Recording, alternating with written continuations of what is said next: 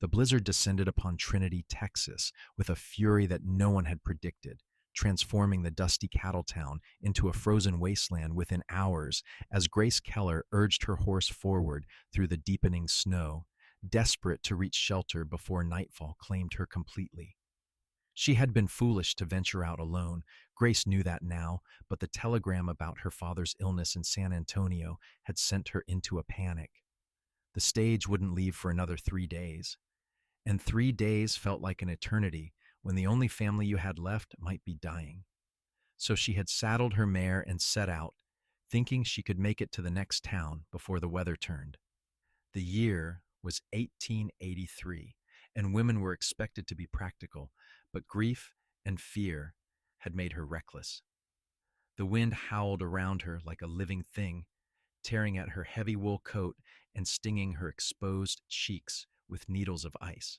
Her mare whinnied in distress, struggling through snowdrifts that reached past her knees. Grace could barely see 10 feet ahead through the swirling white curtain, but she knew these lands well enough. The old mining territory lay somewhere to her right, abandoned for nearly a decade after the silver veins ran dry. If she could just find the foreman's cottage, she might survive the night. Her gloved hands were numb on the reins, and her whole body shook with cold that penetrated through every layer of clothing. 23 years old, and she might freeze to death in a freak Texas snowstorm. The irony wasn't lost on her. She had survived her mother's death from consumption, her brother's drowning in the Rio Grande, and running her father's general store alone for the past 2 years. But nature cared nothing for human resilience. The ground disappeared beneath her. One moment, her mare was struggling forward through the snow. The next, the earth simply gave way with a sickening crack of rotted timber. Grace screamed as she fell, her horse shrieking in terror beside her. They plummeted through darkness, through splintering wood and cascading snow, and then Grace hit the ground hard enough to drive all the air from her lungs. She lay there in the pitch black, gasping, trying to understand what had happened. Pain radiated through her left ankle and right shoulder, sharp and immediate. Above her, she could hear the wind still howling, but it sounded distant now, muffled. Her horse was gone, she realized, with mounting horror. Either the mare had scrambled away before the ground collapsed, or she had fallen somewhere else in the darkness. "Help!" Grace tried to call out, but her voice emerged as barely a whisper. She coughed, tasting dust and snow, and tried again. "Help! Someone help me!" But there was no one to hear. She was in an old mine shaft. She understood now. The wooden covering, weakened by time and weather, had collapsed under the combined weight of snow, horse, and rider. She tried to stand and cried out as agony lanced through her ankle. Broken or badly sprained, either way, she wasn't climbing out on her own. Grace forced herself to breathe slowly, fighting down the panic that threatened to overwhelm her. She needed to think clearly. She reached out in the darkness, her hands finding rough stone walls on either side. The shaft was narrow, perhaps 6 feet wide. When she looked up, she could see an irregular circle of gray light, maybe 20 feet above her head, already being obscured by falling snow. Night was coming fast. She was going to die down here. The thought came with crystalline clarity, and with it a wave of despair so profound it took her breath away. Not from consumption like her mother, not from drowning like Thomas, but from a stupid accident that never should have happened. Her father would die alone in San Antonio, never knowing what became of his daughter. The store would be sold off to pay debts. It would be as if the Keller family had never existed at all. "No," Grace said aloud, her voice stronger now, despite chattering teeth. "No, I am not dying in a damned hole in the ground." She pulled her coat tighter around herself and settled against the least uncomfortable section of wall she could find. The temperature was already dropping rapidly as the last of the day's weak sunlight faded. She had matches in her pocket, but nothing to burn except the timber framing of the shaft itself, and she wasn't fool enough to risk bringing the whole thing down on her head. All she could do was wait and hope that someone would come looking for her. But who would come? She had told no one of her plans, had left no note. The few friends she had in Trinity wouldn't think to worry for days. By then, she would be a frozen corpse at the bottom of a forgotten mine shaft. The hours crawled by with agonizing slowness. Grace drifted in and out of consciousness, jerking awake each time her body began to succumb to the deadly lure of sleep. She stamped her good foot against the ground, clapped her hands together, anything to keep the blood flowing. Her injured ankle had swollen inside her boot until it felt like a balloon ready to burst. The pain was almost welcome now. It kept her alert. Sometime deep in the night, she thought she heard something above, a sound that wasn't wind or snow, something deliberate. Horse hooves, perhaps, or footsteps. She gathered all her remaining strength and screamed, "Help! I am down here. Please help me." Nothing. Just the wind. Just her imagination, desperate and failing. But then a voice, distant but real, a man's voice calling out into the storm. "Hello? Someone out there?" "Here!" Grace shrieked, her voice cracking. "I am in the mine shaft. I fell through. Please help me." Silence.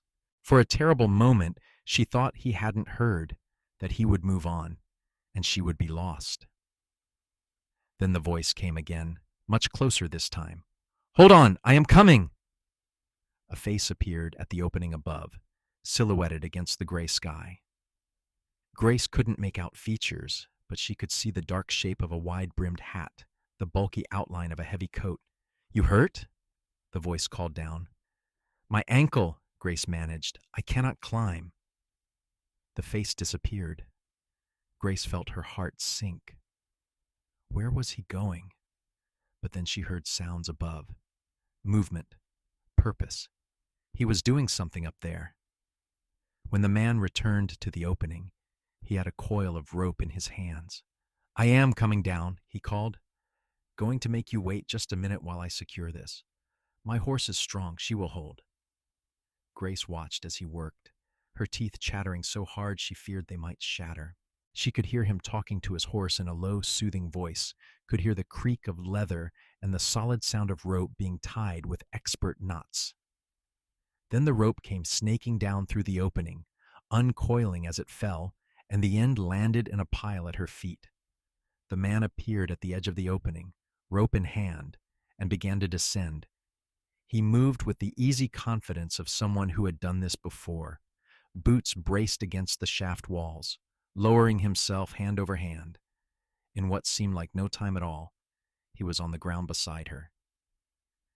"Easy now," he said, his voice gentle. "Let me see you." He struck a match, and in its brief flare, Grace got her first real look at her rescuer. He was young, perhaps 26 or 27, with a strong jaw, dark with several days of stubble, and eyes that gleamed with concern in the matchlight. His coat was crusted with snow, and ice clung to the dark hair visible beneath his hat. "You are frozen half to death," he said, his voice grim. He shrugged out of his coat and wrapped it around her shoulders before she could protest. "I am Zachary Nelson. Can you tell me your name?" "Grace Keller," she managed through numb lips. "From Trinity." "Trinity? That is near 8 miles from here. What in God's name are you doing out in this storm?" "Trying to get to San Antonio," Grace said, and heard how foolish it sounded. "My father is sick." Zachary's expression softened slightly. "Well, Miss Keller, you are not getting to San Antonio tonight. Right now, we need to get you out of this hole before we both freeze. I am going to have to carry you. That ankle looks bad." "I can try to climb," Grace protested weakly. "No, you cannot." His tone brooked no argument. He knelt down and carefully lifted her into his arms, as if she weighed nothing at all. Grace bit back a cry as the movement jostled her ankle. "Put your arms around my neck and hold on tight. This is going to be rough." Grace obeyed, too cold and exhausted to do anything else. Zachary positioned her weight carefully, then called up to someone above. "All right, Blue, take it slow and steady, girl." The rope went taut, and they began to rise. It was awkward and terrifying, spinning slowly as they ascended, Zachary holding her with one arm, while his other hand gripped the rope to keep them steady. Grace buried her face against his shoulder, feeling the solid muscle beneath his shirt, smelling leather and horses and honest sweat. The walls of the shaft scraped past them, and snow fell on her upturned face. Then they were at the top, and Zachary was lifting her over the edge, setting her down gently on solid ground. The wind hit her like a fist, and she gasped. After the relative stillness of the shaft, the full fury of the storm was overwhelming. Zachary climbed out after her, his movements quick and efficient despite the cold. He had a good horse, a big roan mare with an intelligent eye, standing with her head down against the wind. The rope was tied around the saddle horn, and the horse had held steady through the whole rescue. "Good girl, Blue," Zachary said, patting the mare's neck. He untied the rope with stiff fingers and coiled it quickly. "All right, Miss Keller. We need to find shelter now. There is an old foreman's cottage about half a mile from here. You ever been there?" Grace nodded. That had been her destination all along. "Think you can ride?" "I will manage," Grace said through chattering teeth. Zachary lifted her onto Blue's back as carefully as he had lifted her from the shaft. Then he swung up behind her, his arms coming around to take the reins, sheltering her with his body. "Let us go, Blue. Get us home, girl." The mare moved forward through the deepening snow, sure-footed despite the conditions. Grace sagged back against Zachary's chest, no longer capable of sitting upright on her own. She felt his arm tighten around her waist, holding her secure. "Stay with me, Miss Keller," he said against her ear. "We are almost there. Do not fall asleep." "Trying," she mumbled. The world was fading at the edges, gray on gray on gray. "Talk to me. Tell me about your store in Trinity." "General store?" Grace forced out. "My father's. I run it now." "That's so? What do you sell?" "Everything. Fabric, tools, coffee, flour." The words came automatically, requiring no thought. "Penny candy for the children." "I bet you are good at it," Zachary said, keeping her engaged, keeping her conscious. "Takes a smart woman to run a store." "Takes a desperate woman," Grace said, and felt him chuckle, the vibration traveling through his chest into her back. "We are all desperate out here in one way or another. Hold on, I can see the cottage." The building materialized out of the snow like a ghost, dark and abandoned looking, but solid. Zachary rode right up to the door and dismounted, then lifted Grace down. He had to break the lock to get inside, the old wood splintering easily under his boot. The cottage was freezing and musty, but it had a roof and walls, and that made it paradise. Zachary settled Grace on an old chair, then went back out into the storm for Blue. Grace heard him leading the horse around to the side of the building, heard him talking to her in that same gentle voice. Then he was back, his arms full of supplies from his saddlebags. "No furniture left except that chair and an old bed frame," he said, surveying the single room. "But the stove is still here and the chimney looks intact. That is all that matters." He worked quickly, building a fire in the old cast-iron stove, his movements practiced and sure. Within minutes, blessed warmth began to radiate outward. Grace stretched her hands toward it, nearly weeping with relief. "We need to get you out of those wet clothes," Zachary said, not looking at her. "I have a dry shirt and some wool blankets in my gear. It is not proper, but propriety is not going to keep you alive." "I understand," Grace said. She tried to stand and gasped as her ankle gave way. Zachary was there in an instant, catching her. "Let me help." His voice was gentle but firm. "We need to look at that ankle anyway." With his assistance, Grace managed to shed her soaked outer layers. Zachary kept his eyes averted as much as possible, handing her his spare shirt to wear once she had stripped down to her chemise. The shirt was enormous on her, falling past her knees, and it smelled like him. Once she was decent, he wrapped her in blankets and settled her on the floor near the stove, where the warmth was strongest. "Now the ankle," he said, kneeling beside her. His hands were gentle as they unlaced her boot, but Grace still cried out when he tried to ease it off over the swelling. "I know," he murmured. "I am sorry. Almost got it." When the boot finally came free, Grace's ankle was revealed in all its glory, swollen to twice its normal size and already turning spectacular shades of purple and blue. Zachary examined it carefully, his fingers probing with surprising expertise. Not broken, he finally pronounced. Bad sprain, though. You are going to be off that foot for a few weeks at least. I do not have a few weeks, Grace said desperately. My father will still be in San Antonio, whether you get there tomorrow or next month, Zachary said firmly. And you will not be any good to him if you cripple yourself permanently trying to travel on this ankle. Sometimes the brave thing is to wait. Grace wanted to argue, but she was too exhausted, too cold, too overwhelmed by everything that had happened. Instead, to her absolute mortification, she began to cry. Hey now, Zachary said softly. He sat down beside her, and after a moment's hesitation, pulled her against his side. You are safe. That is what matters. You survived. I was so scared, Grace sobbed against his shoulder. I thought I was going to die down there. I know, but you did not. You are alive and you are going to be fine. How did you find me? How are you even out here? Zachary was quiet for a moment. I was heading for this cottage myself when I heard your horse. Found her about a quarter-mile from the mine shaft. Reins tangled in some brush. She was scared, but not hurt. I knew someone had to be nearby, so I started searching. When I found the collapsed covering on the shaft, I knew where you must be. My horse is alive? Grace pulled back to look at him, hope blooming in her chest. She is fine. I tied her up with blue around the side. They are both sheltered from the worst of the wind. Thank God, Grace breathed. Thank God, and thank you. You saved my life. Anyone would have done the same. No, Grace said firmly. Not anyone. Most people would have ridden on by. You stopped. You climbed down into that shaft when you could have just as easily fallen yourself. You saved me. Zachary looked uncomfortable with the praise. Well, I could hardly leave you there, could I?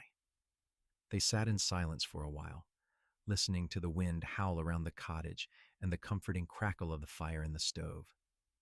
The warmth was slowly seeping back into Grace's bones, chasing away the deadly chill. She was alive. Against all odds, she was alive. Why were you heading out here? She asked finally. To this cottage, I mean. I work cattle for the double bar spread, about 15 miles east of here, Zachary said. We have been moving a herd north, but this storm caught us wrong-footed. The boss told everyone to find shelter where they could and hole up until it passes. I knew about this old cottage from prospecting work I did a few years back. You used to be a miner? Among other things, I have done most every job there is out here at one time or another. Mining, ranching, trail work, even a spell as a deputy down in Austin. A man goes where the work is. No family? Grace asked, then immediately regretted the personal question. I'm sorry, that is none of my business. No, it is all right. Zachary's voice was distant, thoughtful. I had family once. Parents. 2 sisters. Cholera took them all back in '75 when I was 19. I have been on my own since then. I am sorry, Grace said softly, meaning it. I lost my mother and brother too. It is just my father and me now. Then I hope he recovers, Zachary said. It is a hard thing, being alone in this world. It is, Grace agreed. They talked through the evening as the storm raged outside, sharing stories in the way that people do when circumstances force an intimacy that might otherwise have taken months to develop. Zachary told her about his work, about the drives he had been on, the towns he had seen. Grace told him about the store, about the challenge of being a young woman running a business in a town that didn't quite trust her to do it right. You must be tough, Zachary observed. Running a store alone, that is no small thing. My father taught me everything, Grace said. He was always practical about it. Said I needed to know the business inside and out because life was uncertain. I thought he was just being cautious. I never imagined I would actually have to do it alone. You sound like you were doing fine to me. Some days I am. Some days I feel like I am drowning. Grace surprised herself with the admission. She never talked like this, never showed weakness, but there was something about Zachary that made her feel safe, that invited confidence. I know that feeling, he said quietly. That is just life, I think. Some days you are on top of the world. Other days you are at the bottom of a mine shaft. Grace laughed despite herself. That is a terrible joke. Too soon? Much too soon. But she was smiling as she said it. Zachary rummaged through his saddlebags and produced some dried beef and hardtack. It wasn't much, but they shared it, and it felt like a feast after the ordeal of the day. The cottage was warming up nicely now, the stove radiating heat that made the small space almost comfortable. You should try to sleep, Zachary said after they had eaten. I will keep the fire going and keep watch. You need sleep too, Grace protested. I will rest later. Right now, you are my priority. You have been through hell today. Grace wanted to argue, but exhaustion was pulling at her like a physical weight. She let Zachary help her over to the old bed frame, which he had padded with blankets to make a serviceable sleeping place. As soon as she lay down, her body began to shut down, demanding the rest it desperately needed. Zachary, she murmured as sleep claimed her. Thank you, truly. Rest now, he said softly. Everything else can wait until morning. Grace woke to pale light, filtering through the grimy window and the continued sound of wind outside. The storm was still raging, though perhaps not quite as fiercely as before. She was warm, cocooned in blankets, and for a moment she couldn't remember where she was or why everything hurt. Then it all came flooding back. The fall, the mine shaft, Zachary. She sat up carefully, wincing at the protest from her ankle and the various bruises that had blossomed overnight. Zachary was asleep near the stove, sitting up with his back against the wall and his hat pulled low over his eyes. He looked exhausted, and Grace felt a pang of guilt.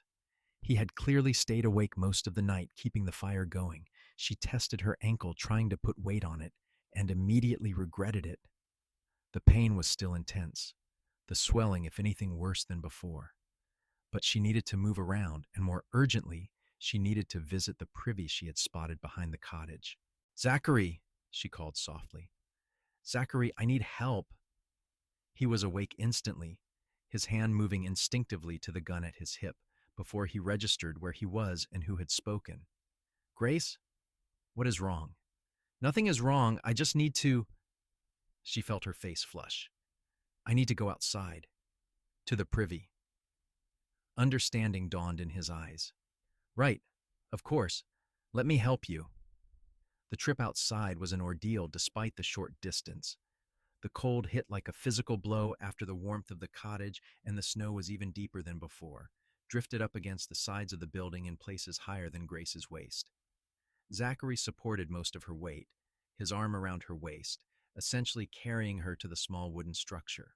I will be right here, he said, positioning himself a discreet distance away with his back turned. Call out when you are done.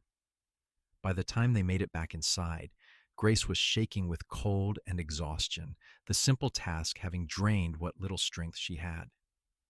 Zachary settled her back on the makeshift bed and piled blankets over her. The storm is supposed to break today, or tomorrow, he said, building up the fire again.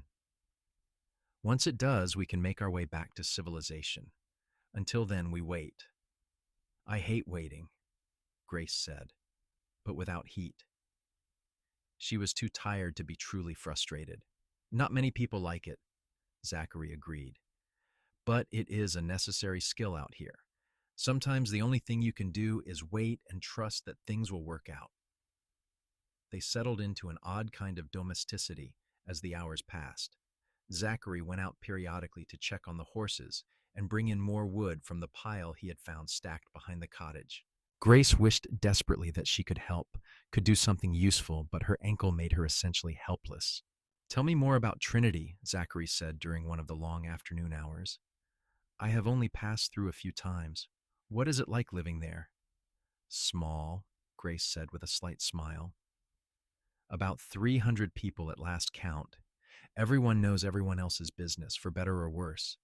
We have a church, a saloon, a hotel, the store, and a doctor who drinks too much but is competent when he is sober. Sounds like every small town in Texas.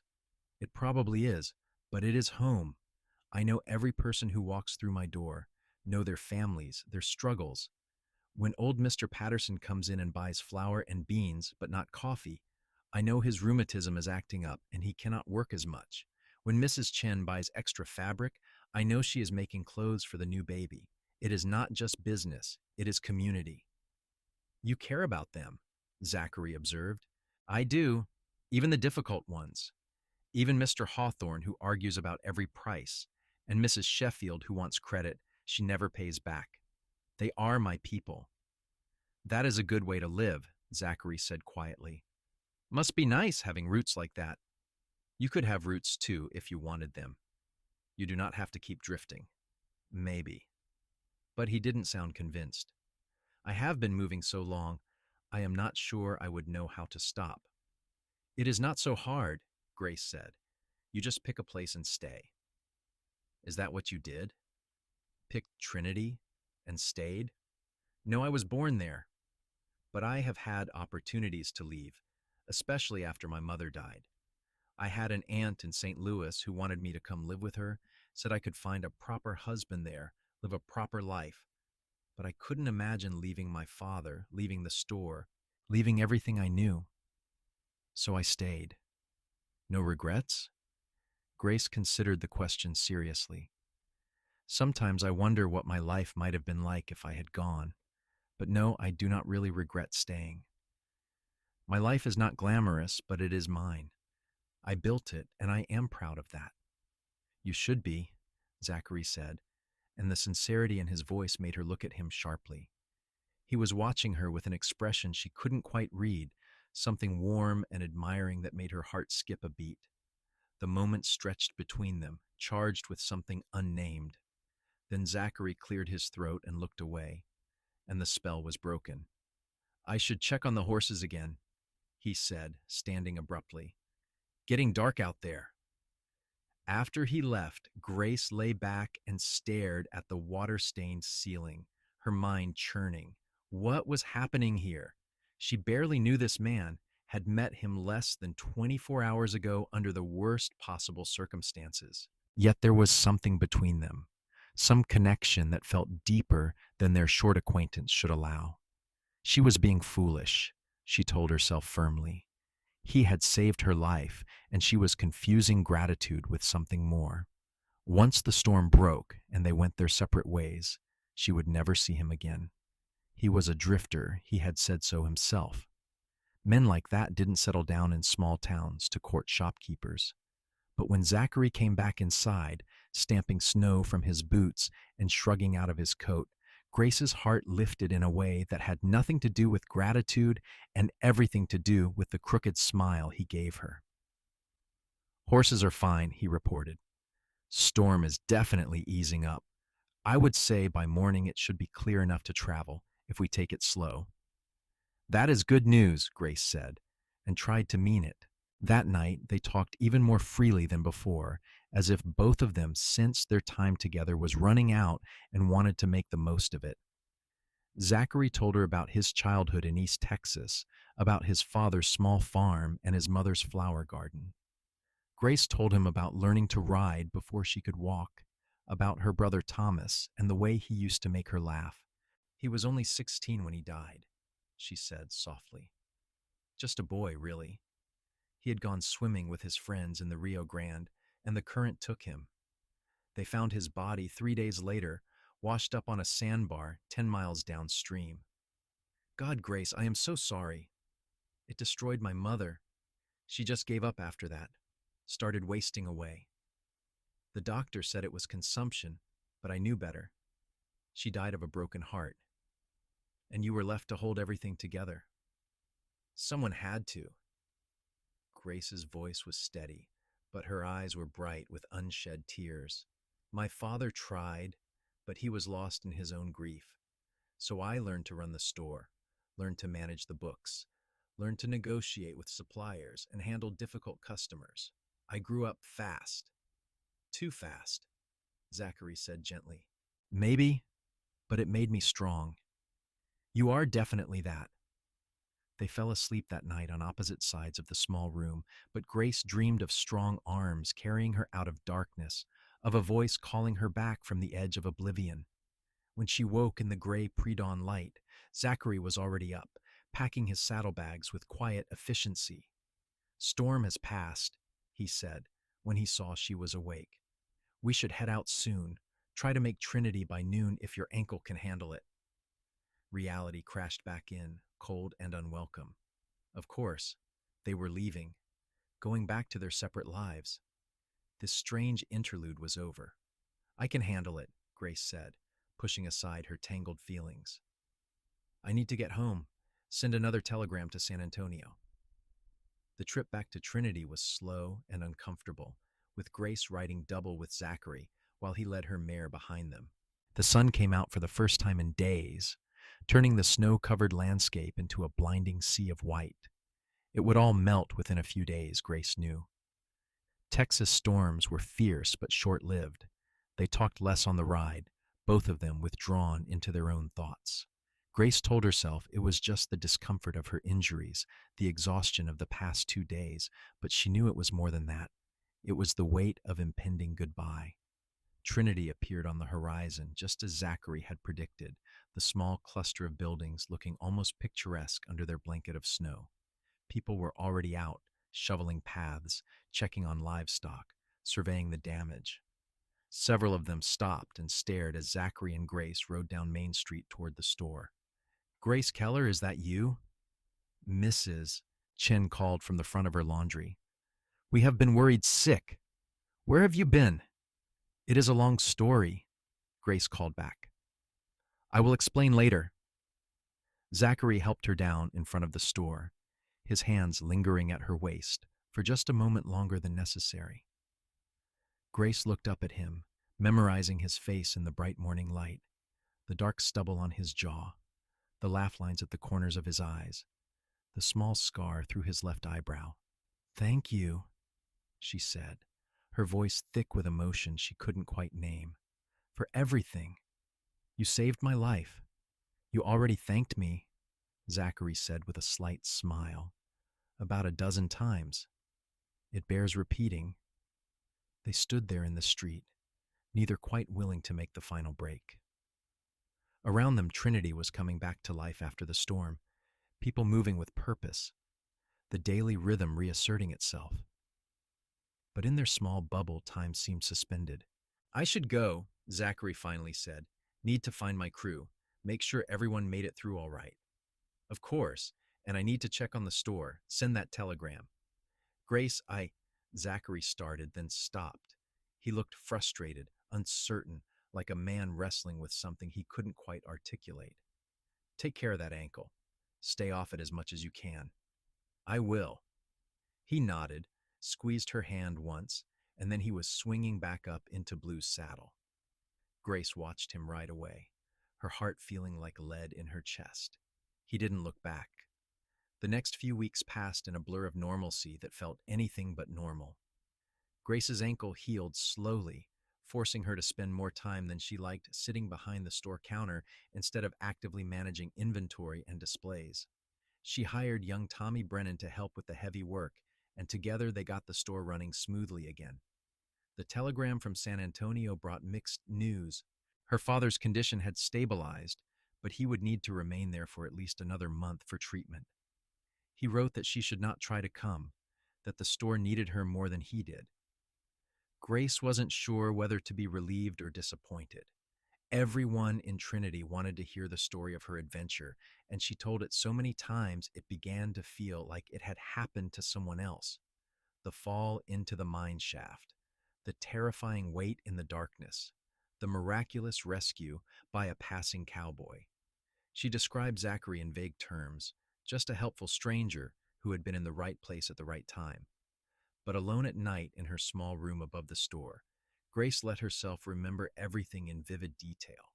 The gentle way he had carried her, The sound of his voice talking to his horse, the warmth of his body behind her on the ride to the cottage, the long hours of conversation, the way he had looked at her across the firelight, the charged moment before he had abruptly pulled away.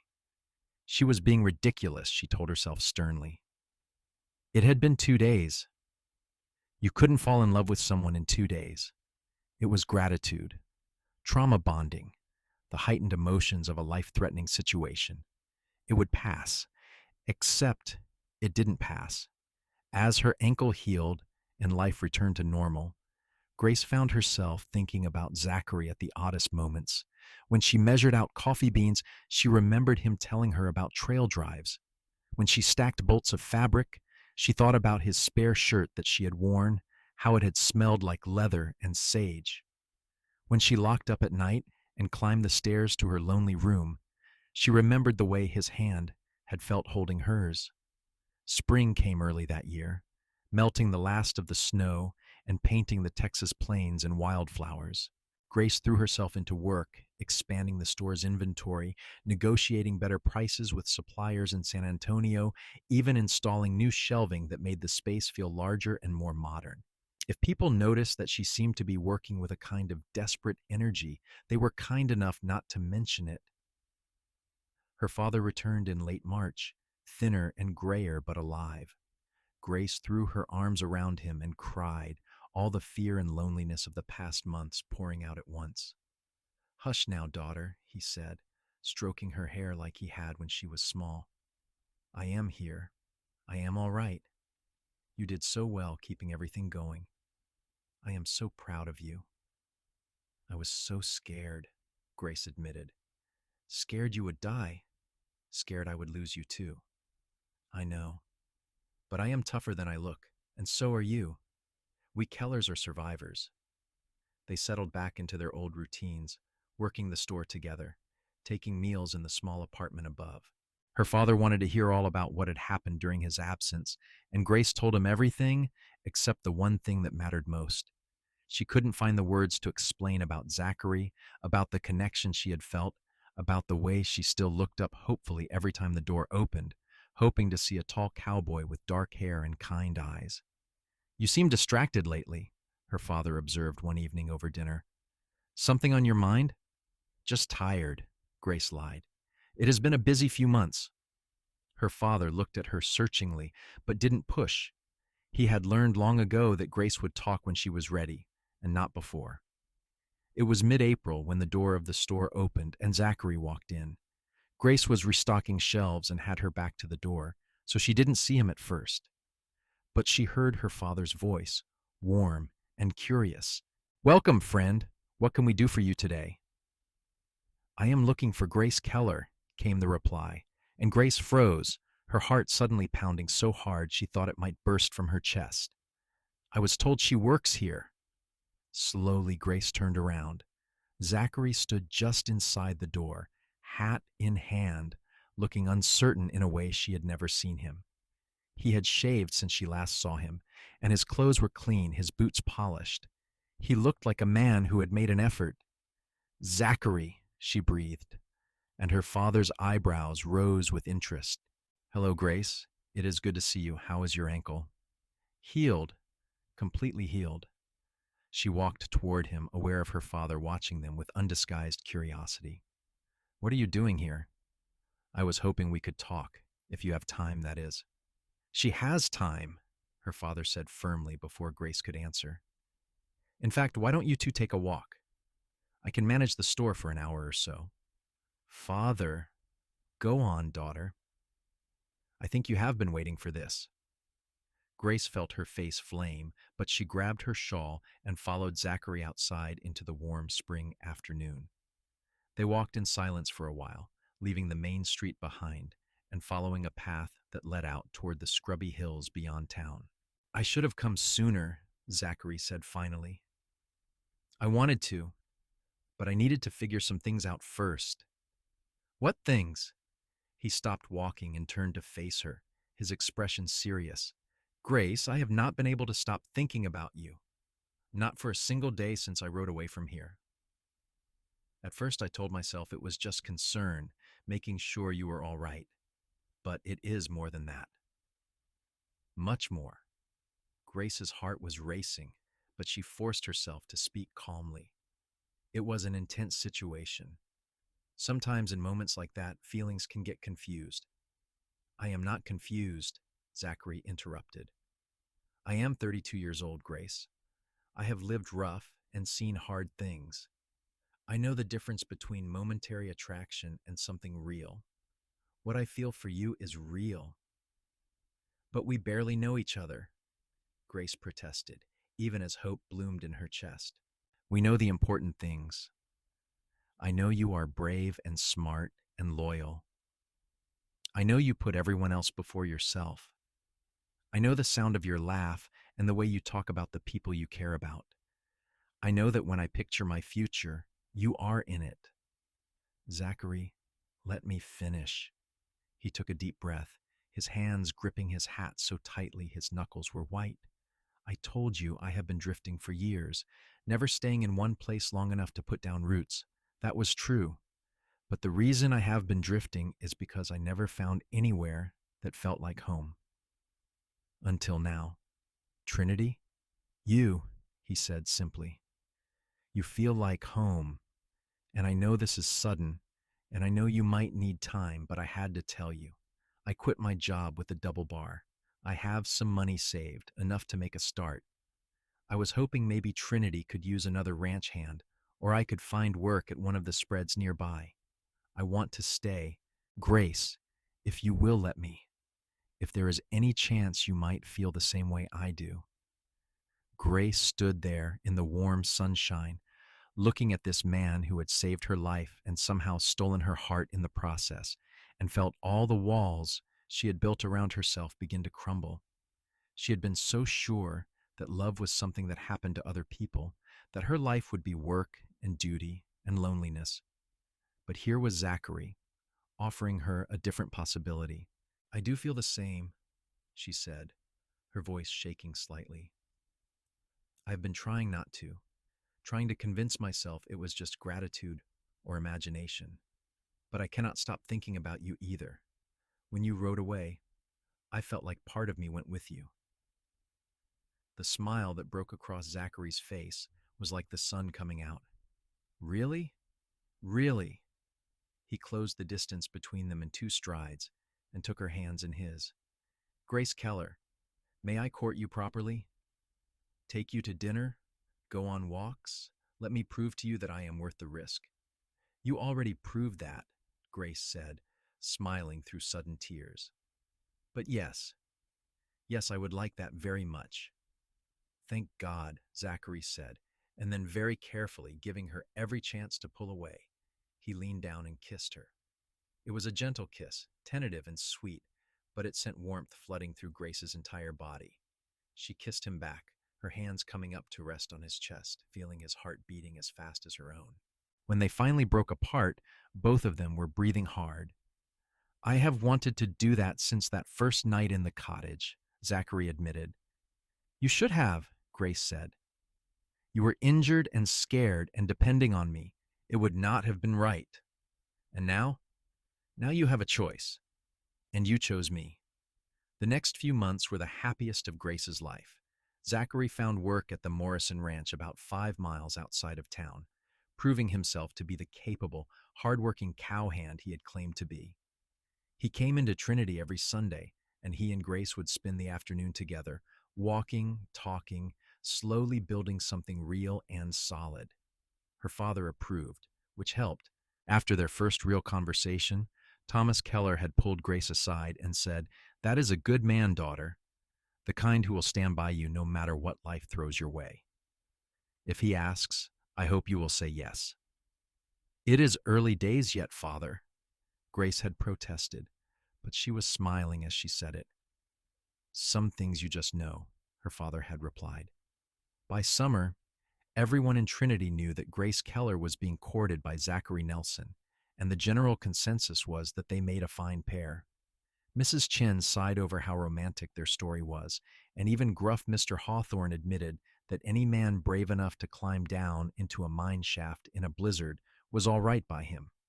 Zachary fit into the community with surprising ease. He helped Mr. Patterson repair his fence when the old man's rheumatism flared up. He carried heavy packages for Mrs. Sheffield despite her poor credit history. He played checkers with the old-timers outside the saloon and never once cheated. Trinity adopted him, and he seemed grateful for it. "I have not had a community since I lost my family," he told Grace one evening as they sat on the porch outside the store, watching the sun set. "I forgot what it felt like, being part of something bigger than yourself." "Do you miss the drifting?" Grace asked. "The freedom of it?" "Not even a little," Zachary said firmly. He took her hand, lacing their fingers together. "I used to think freedom meant having no ties, being able to move on whenever I wanted. But real freedom is choosing where you want to be and who you want to be with. I choose this. I choose you." "I choose you too," Grace said softly. It was October, with the heat of summer finally breaking and the first cool winds blowing down from the north, when Zachary asked Grace to marry him. They were riding out to check on some cattle that had wandered close to Morrison land, and he pulled Blue to a stop on a ridge overlooking the rolling plains. "Grace, I have been carrying something around for a while now," he said, sounding nervous, "waiting for the right moment. I am not sure there is a perfect moment, but this place feels right."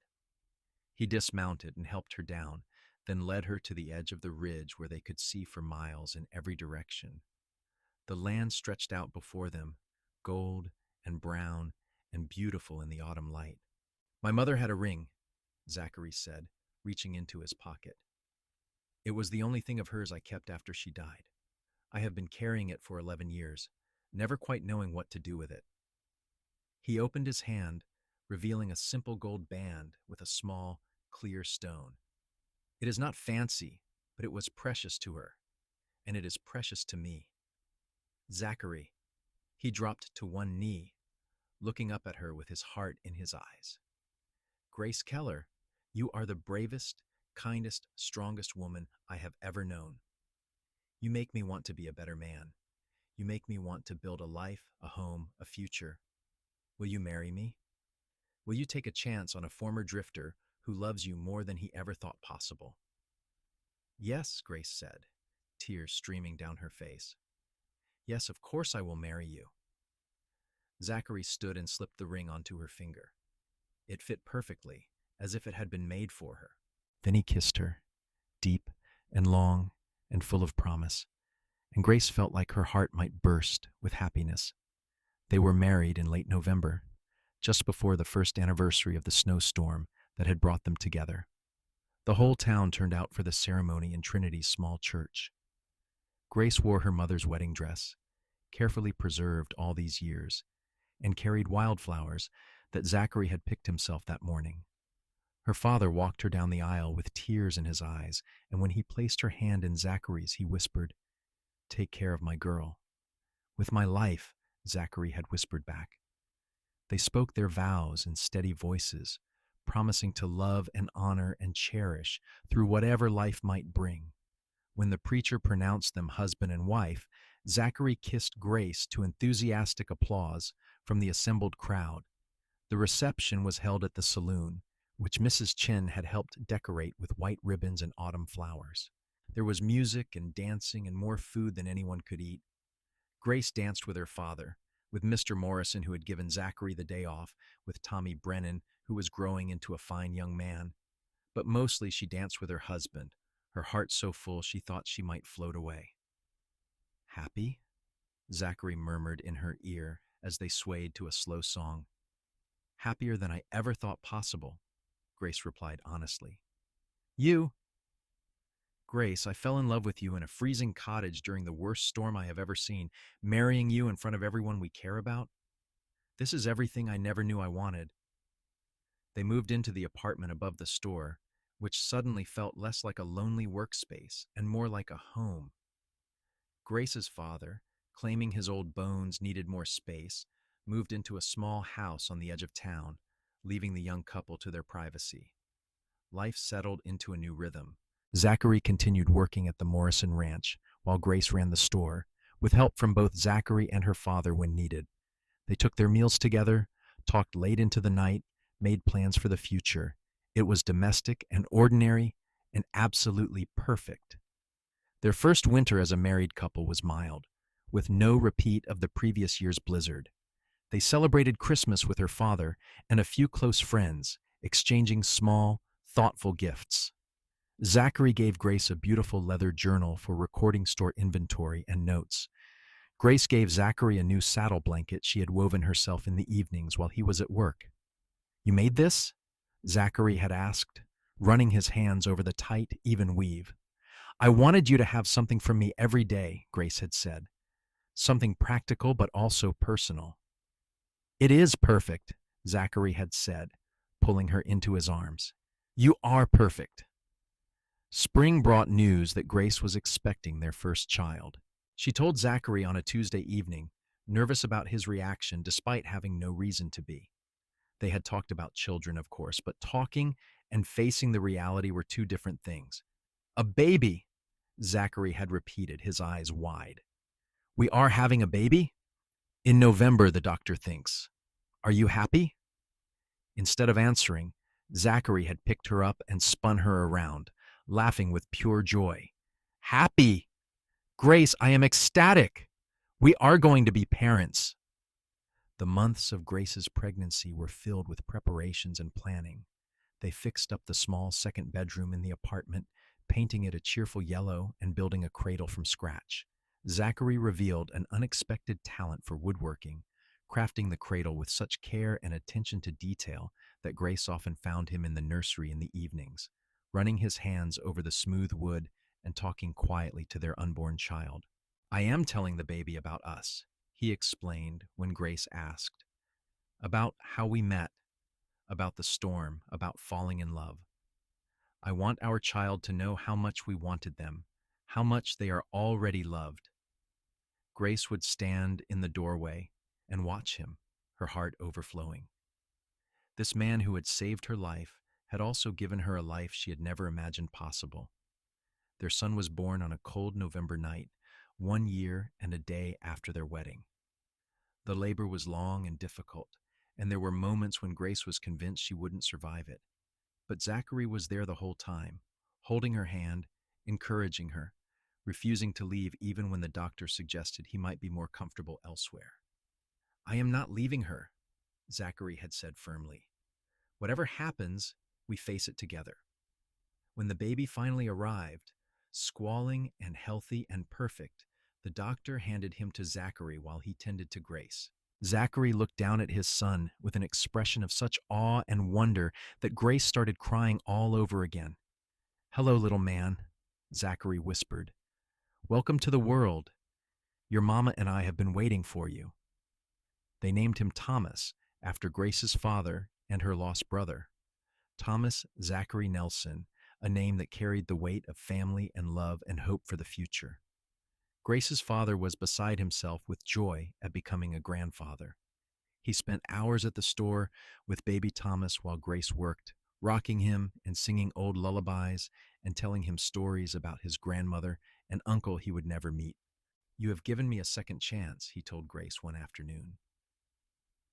"After losing your mother and Thomas, I thought my family was finished. But look at this, a grandson to carry on the name.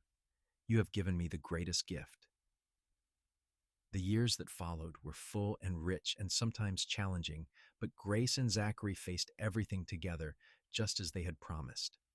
The store thrived, eventually expanding to take over the building next door. Zachary left the Morrison Ranch and became Grace's full partner in the business, his head for numbers and natural charm with customers proving invaluable. Thomas grew into a sturdy, curious boy with his father's dark hair and his mother's determination. When he was 3, they welcomed a daughter, Elizabeth, named for Grace's mother. Beth, as they called her, was quieter than her brother, but just as stubborn, and she had Zachary wrapped around her little finger from day one.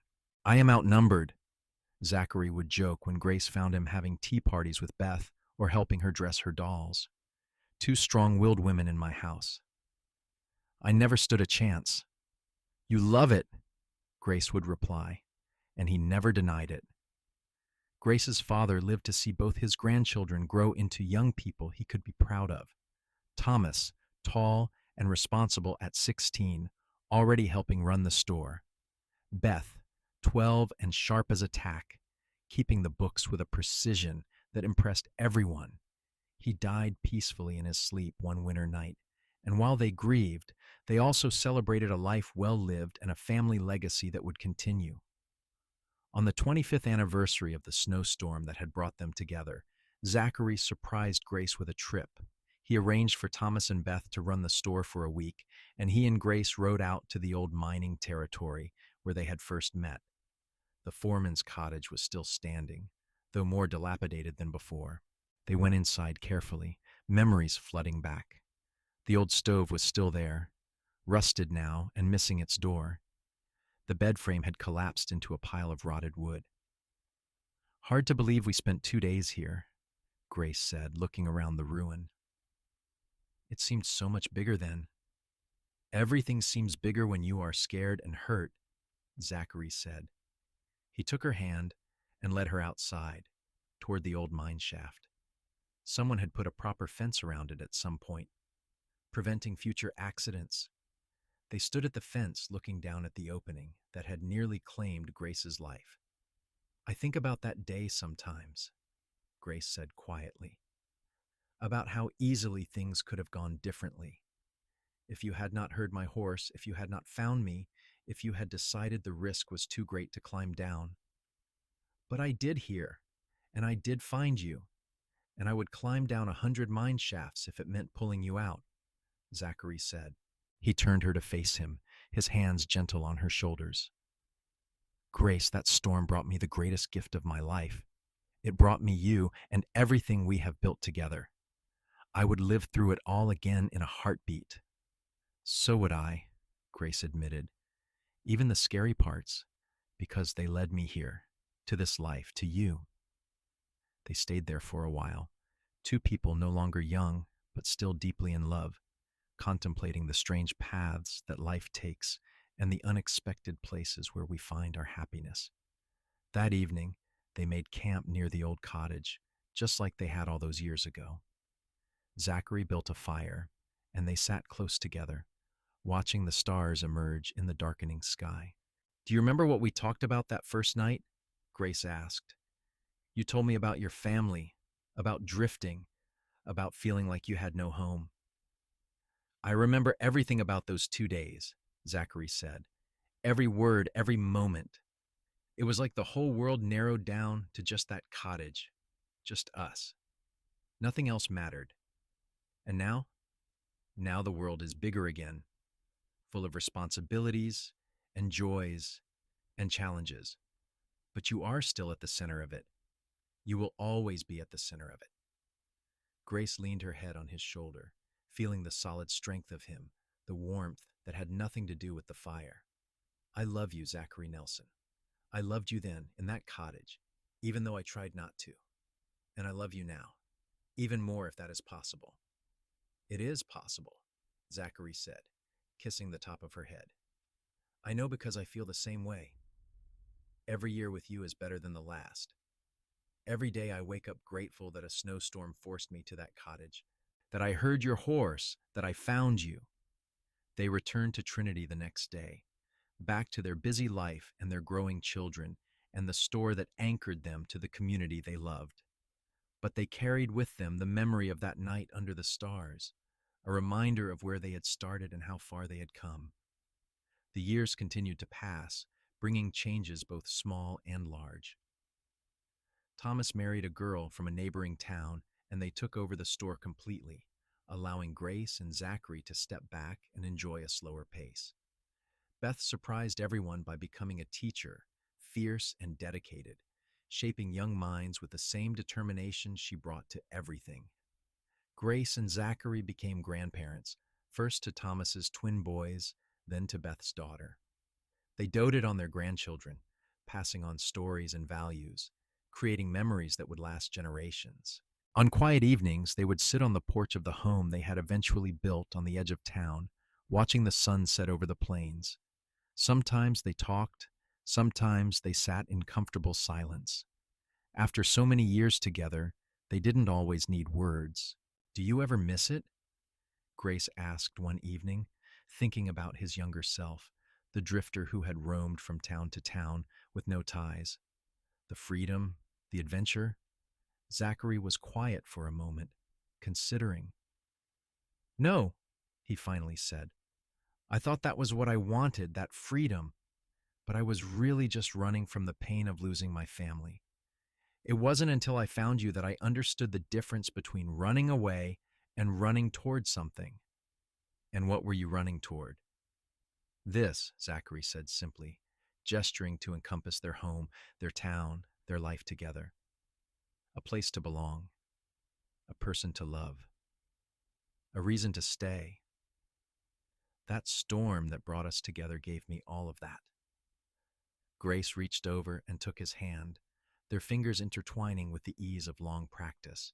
His hands were more weathered now, marked by years of work, but his grip was still strong. It gave me that too. I didn't realize how lonely I was until you showed me what it felt like not to be alone. We are quite the pair, Zachary said with a smile. Two people who thought they had their lives figured out, completely upended by a snowstorm and a mine shaft. Best thing that ever happened to me, falling into that mine, Grace said. Second best, Zachary corrected. The best thing was me climbing down after you. Grace laughed, the sound warm and full of joy. I suppose you are right about that. They sat there as the last light faded from the sky, two lives so completely intertwined that it was impossible to imagine one without the other. The girl who had fallen into darkness and the cowboy who had carried her out had built something beautiful together, something that would endure long after they were gone. Inside the house, they could hear the sounds of family, Thomas and his wife visiting for dinner, Beth stopping by with her daughter. The chatter and laughter that filled their home was the sound of a legacy, of love multiplied and passed down. Come on, Grace said, standing and pulling Zachary up with her. Our family is waiting. They can wait another minute, Zachary said, and pulled her into his arms for a kiss that was as sweet and full of promise as their first one had been, all those years ago on a ridge overlooking the plains. When they finally went inside, it was together, hand in hand, the way they had faced everything since that snowstorm had thrown them together. The door closed behind them, shutting out the gathering night, enclosing them in warmth and light, and the sound of the people they loved most in the world. The old mine shaft stood empty on the abandoned mining territory, slowly being reclaimed by the earth. The foreman's cottage eventually collapsed entirely, becoming just another forgotten piece of Texas history. But the story of what happened there during the blizzard of 1883 lived on, passed down through the Nelson family for generations. Grace and Zachary lived long, full lives, dying within months of each other in their 80s, their hands clasped together even at the end. They were buried in Trinity's small cemetery under a stone that read, "Together through every storm." Their children and grandchildren and great-grandchildren would gather at that stone every year on the anniversary of the snowstorm, telling the story of how their family began. About a young woman caught in a blizzard, about a collapsed mine shaft, about a cowboy who climbed down through darkness to carry her to safety, about how the worst day of Grace's life had also been the beginning of the best thing in it. And in the telling and retelling, the story became more than just history. It became a testament to chance and choice, to courage and love, to the unexpected places where we find our home. It became a reminder that sometimes we have to fall into darkness before someone can carry us into the light, and that the arms that catch us might just be the ones we have been waiting for all along. The town of Trinity grew and changed over the decades, but the general store remained, still run by Nelson descendants, still serving the community. And every now and then, on nights when the wind howled and the weather turned cold, people swore they could see two figures standing outside the store, hands clasped, looking up at the stars together, eternal as the land itself and just as enduring.